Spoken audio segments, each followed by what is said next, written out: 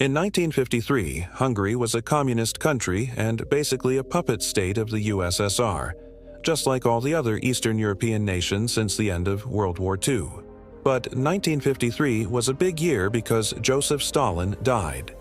With Stalin's harsh rule over, there was a chance for communist states like Hungary to change direction.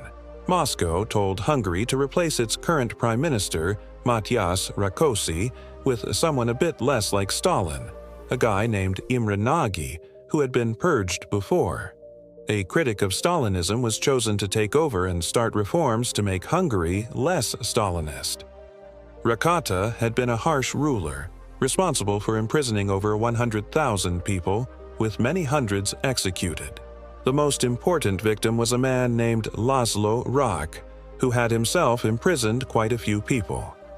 Nagy tried to introduce some economic reforms, but Rákosi managed to convince the USSR's new leader, Nikita Khrushchev, that Nagy wasn't trustworthy, so Nagy was removed. In 1955, Rákosi was back in charge, but people in Hungary really didn't like him, mostly because of all the purges he carried out. He was also a strong opponent of Yugoslavia and its leader Tito. Yugoslavia had cut ties with the USSR in 1948 and left the communist bloc, and Khrushchev was trying to bring them back into the fold.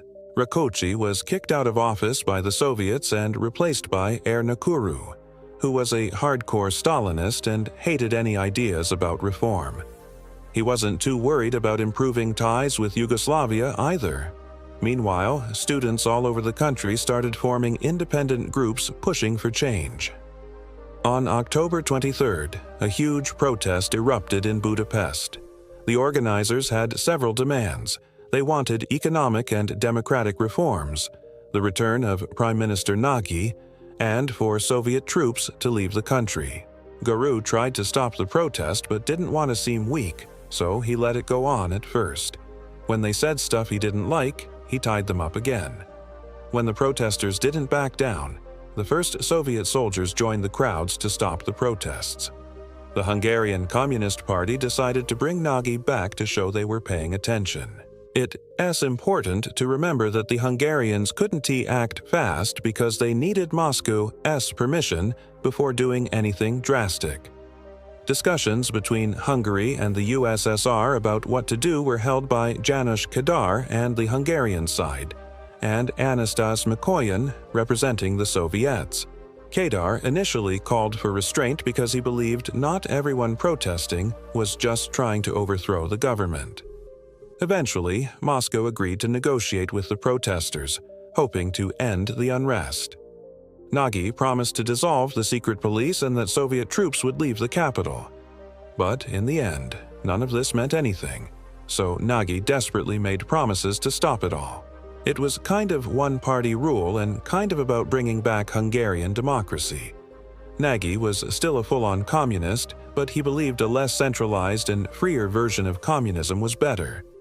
He also promised Hungarian independence by calling for Soviet troops to leave Hungary completely, and for Hungary to quit the new Warsaw Pact, which was a defense alliance of communist countries and the USSR's answer to NATO.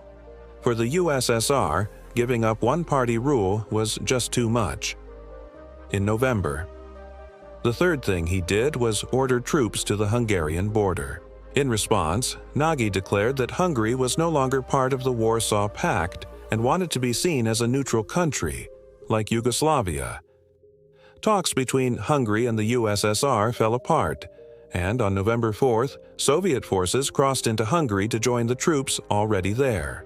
Now, the people of Hungary were encouraged to resist, which they did, using the Hungarian flag as their symbol, but with the communist emblem cut out. Soviet troops attacked Budapest, but despite their efforts, the Hungarian resistance was really tough, so the progress into the city was slow. Kadar was quickly made the new head of government and called on his fellow Hungarians and all Hungarian soldiers to support the USSR to bring back order, but no one listened. Most of Budapest was taken over by the 4th, and the Hungarian Revolution was over. In the end, around 2,500 Hungarians and about 700 Soviet soldiers were killed, most of them in Budapest. Shortly after, Nagy was arrested. Sent to Romania, the Soviets in Kada restored order over the next few months. More than 20,000 people were arrested, and over 200,000 fled the country. Strict laws were put in place, including the death penalty for anyone calling for strikes. But despite all this, the aftermath wasn't marked by especially brutal crackdowns. Nagy was sent back to Hungary, and in 1958 he was found guilty of stirring up counter-revolution and was executed. Hope you enjoyed this episode, and thanks for watching.